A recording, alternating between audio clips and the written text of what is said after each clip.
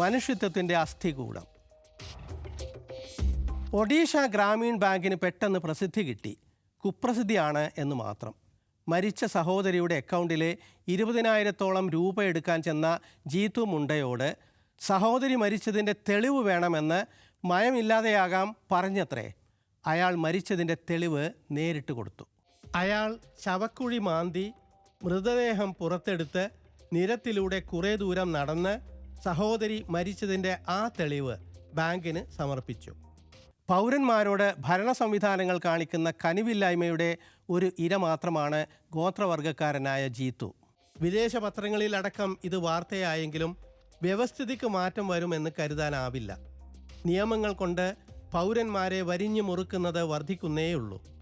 Cartoonist R പ്രസാദിൻ്റെ ഭാവനയിൽ bank അധികാരി ചോദിച്ചേക്കും, അസ്ഥികൂടം കിട്ടിയിട്ടെന്ത് കാര്യം, നമ്മുടെ കബോർഡിൽ മുഴുവൻ അസ്ഥികൂടങ്ങളല്ലേ എന്ന്. സന്ദീപ് അധ്വരിവിൻ്റെ നിശിതമായ വരയിൽ പറയും പോലെ ബാങ്കുകൾ KYCക്കായി നിർബന്ധിക്കും. നോ യുവർ കസ്റ്റമർ അല്ല, നോ യുവർ കോപ്സ്. മരിച്ചവരെ പറ്റി നേരിട്ട് ബോധിപ്പിക്കുക. രഘുറായ് എന്ന ഫോട്ടോ ജേർണലിസ്റ്റ് വലിയ സങ്കടത്തോടെ പകർത്തിയ ഒരു ചിത്രമുണ്ട്. ബംഗ്ലാദേശ് പലായന കാലത്തേത്. ഒരാൾ എന്തോ തോളിലേറ്റി നടക്കുന്നു. വലിയ തുണിക്കെട്ടാണത് എന്ന് ആദ്യം കരുതിയത്രേ. പിന്നെയാണ് അറിഞ്ഞത് അത് മരണപ്പെട്ട ബന്ധുവാണ് എന്ന്. കഷ്ടപ്പെടുന്നവരോട് അനുതാപമില്ലാതെ, മനുഷ്യനോട് അടിസ്ഥാന നീതി പോലും ചെയ്യാതെ ബാങ്കുകളും ഭരണകൂടങ്ങളും അടങ്ങുന്ന സംവിധാനങ്ങൾ എന്തിനാണ്? മറവ് ചെയ്യേണ്ട വെറും മൃതദേഹം ആയോ മനുഷ്യത്വം?